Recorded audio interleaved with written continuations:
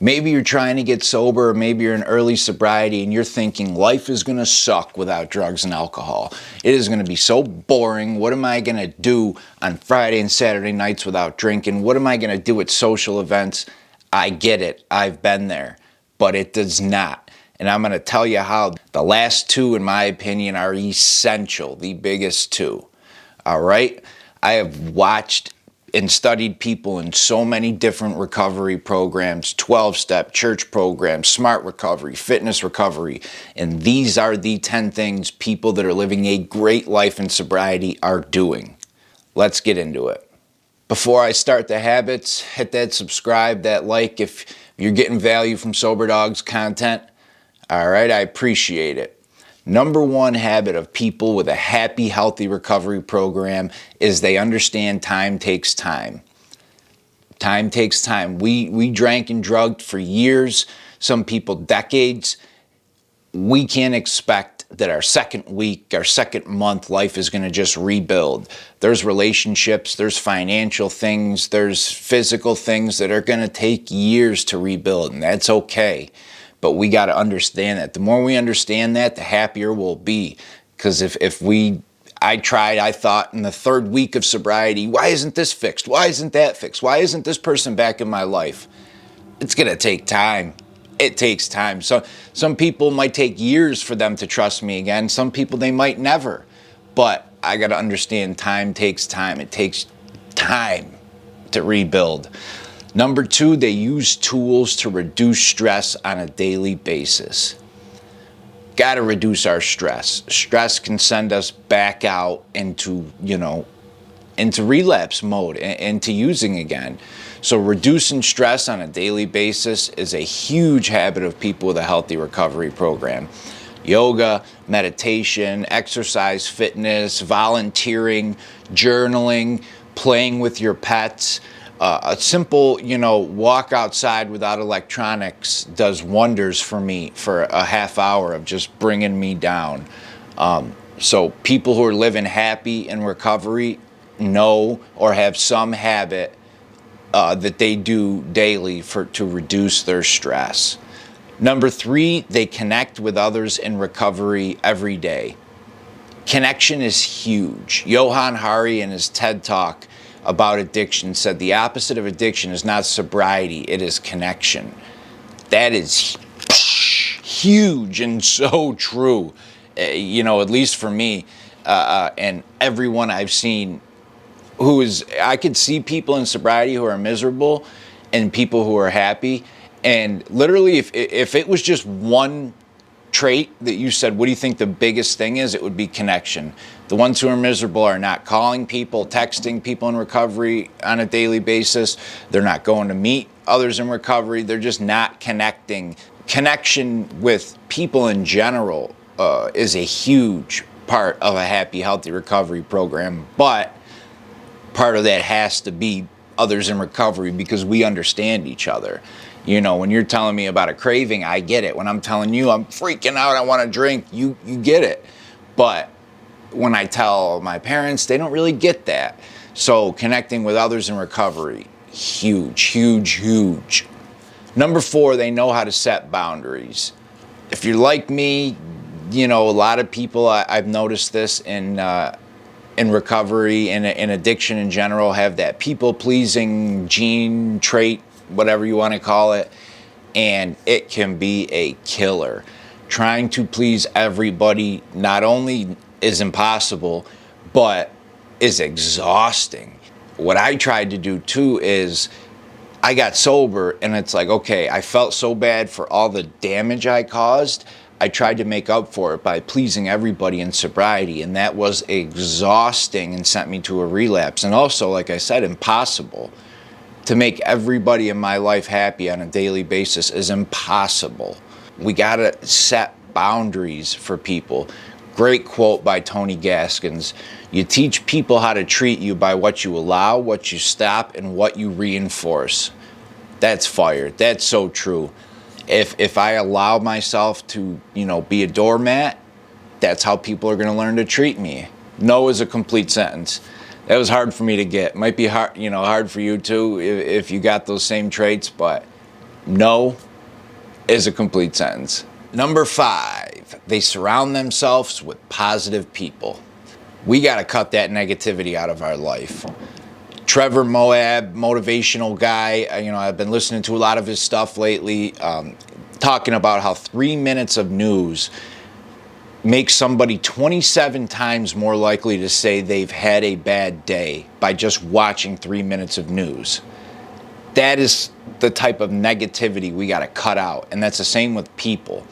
I'm sure you have the same type of person in your life. That person, every time you're around them, is just, politics, this or that, screw these people, or gossip about everybody else. And did you see what so-and-so said and what so-and-so did? And look at her and look at him. And I don't want that. I don't want that anyway. That is just too much for me. It is just such a downer. Brings down, any enjoyment I'm having, brings down any gratitude I'm feeling, brings down physically, I could feel it. If I go hang out with 2 or 3 positive people, I have energy after. I'm motivated. If I go hang out with 2 or 3 of those, politics this and politics that and screw this person and the world's coming to an end and I hate everybody and gossip this, afterwards I'm like, geez, I'm just exhausted. So we got to cut those negative people out of our life, and people with a happy, healthy recovery program always surround themselves with positive people. Number 6, they live in the present moment. People with a happy, healthy recovery program live in the present moment. They enjoy whatever they're doing right now. The biggest factor that causes anxiety is fear of something in the future. I'm nervous about tomorrow, work. I'm nervous about this presentation. I'm nervous about this date. I'm nervous about this bill coming up. I'm nervous about money, the virus, this, that, whatever. If I could live in the present moment and just enjoy and do what I'm doing now, that anxiety goes away. And 99% of the time, all those things we're nervous about for the future either don't happen, they're not nearly as bad as I thought they were going to be, or they end up just kind of fixing themselves. That's just like the quote that I put down for this one. We can either make a mountain out of a molehill or a molehill out of a mountain. It all depends on whether we're in a state of anxiety or happiness. Paul T.P. Wong said that quote. That's so true. Either I can be nervous about everything's going on this week, or I could just live right now and enjoy it. People with a happy recovery program are enjoying the moment. We still got a plan, for the future, but try not to be as anxious about it. Number 7, they work on their physical health. Physical health is huge. We have to. Exercise has been, proven time and time again. So many health benefits, not only obviously the physical, but mental. It's essential. That runner's high is not a joke or a myth. That's real. Exercise, and if I exercised a ton prior to addiction with football, so it's kind of been built in me as a habit. A lot of people, that's not the case, and that's totally fine. It doesn't have to be a 2-hour at the gym every day type of thing. A simple half-hour walk outside with the dog does wonders for me. Anything like that, bike rides, hikes, walks. I know people that just on their half-hour lunch break walk around the building, 30 times instead of just sit there and have lunch. Exercise, however you can get it, is just huge for our recovery programs and our mental health. Number 8, they practice an attitude of gratitude. Yes, I know. Sounds a little sappy, and you're probably saying, what was that, one of those motivational things? And we hear it all the time, you got to be grateful, you got to be grateful. And you're like, I just totaled my damn car. How am I supposed to be grateful? But it can be done. It takes practice, but it can be done. That situation, the reason I bring that total the car up is that actually happened.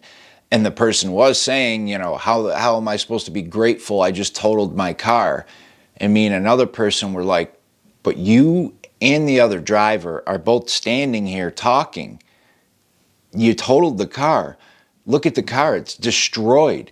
You and that other person could very well be dead right now, in a coma, busted leg. You're here talking with minor injuries. You know, there is always something we could find to be grateful for. I'll make a gratitude list sometimes when I'm struggling. You know, they don't have to be anything crazy. Something simple like, I'm grateful that I have these little furry creatures to come home to every night and they're, you know, smiling and running around. Grateful I got a great roommate, been one of my buddies for 20 years living with me, who's a positive person, positive influence. There's always, you know, things we could find, the silver lining, so to speak. All right, the last two, the important two, the ones I said, huge for any recovery program. Number 9, people, the Happy Healthy Recovery Program, stay busy and have fun. I know people who've been sober for 10, 15 years who are miserable because they do nothing. They basically put the drink and the drug down, but didn't change anything else in their life, didn't incorporate any new habits or anything. When we put the drink and the drug down, we got to find new ways to enjoy and have fun. You know, new friends, new experiences. You know, it doesn't matter what it is. Getting outside, meeting a group of people that go bowling, play cards, go to the movies. I know people that go mountain climbing and hiking, dog groups. Just what am I into? What are you into? And then find groups that do those fun things. We got to stay busy. Doesn't mean pack your day every minute of the day, but generally boredom is a killer for people in early sobriety. If we're just sitting there bored, our minds, our mind starts, hey, you're bored, maybe we can get high. Hey, this movie sucks. You know what would make this movie better? If I was high. Hey, I just took a nap, but now I'm up. I'm pretty damn bored. I got nothing to do. Maybe I can go get high. Stay busy and have fun. And number 10, in my opinion, the biggest one, if you want to be happy in sobriety and recovery, people with a happy and healthy recovery program stay in the center of their recovery program. The antelope at the back of the pack is always the first one to get picked off by the lions. That is a fact. I know when I first went to meetings and everything, for 12-step, for example, I'd show up exactly when it started. I'd sit in the back. I didn't talk. I'd leave when it was over, and that was it. Whenever I started getting more involved, getting there early, helping out, making coffee, talking to people, staying 10 minutes late, offering a ride, I could literally, almost overnight, see the change in my own mental health in my recovery program. Just those 10-minute talks before and after, those connections with people are huge. And that is staying in the center of the program. Service work, let's say it's a church program, getting on a committee, doing treasurer, volunteering for a position within the church. If it's a fitness recovery program, volunteering to get there and set up the weights early, to clean up after, to, go there on an off day and write workouts or whatever you do. If it's a rehab, offering people rides, going in 10 minutes early, talking to the counselor, setting up fun things for the day. But staying in the center of our program, whatever the recovery program is essential. That will create such a solid foundation if you're staying in the center that everything else seems to fall into place.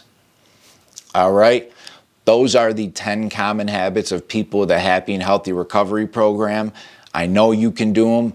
And I know it'll make you feel better and have such a better life. We got to incorporate these in our lives. I know it's a struggle. I struggle on a daily basis trying to do all these things, but they can be done. Make them habits. All right, K. Ruggs, the Soberdog, and I'm out. See ya.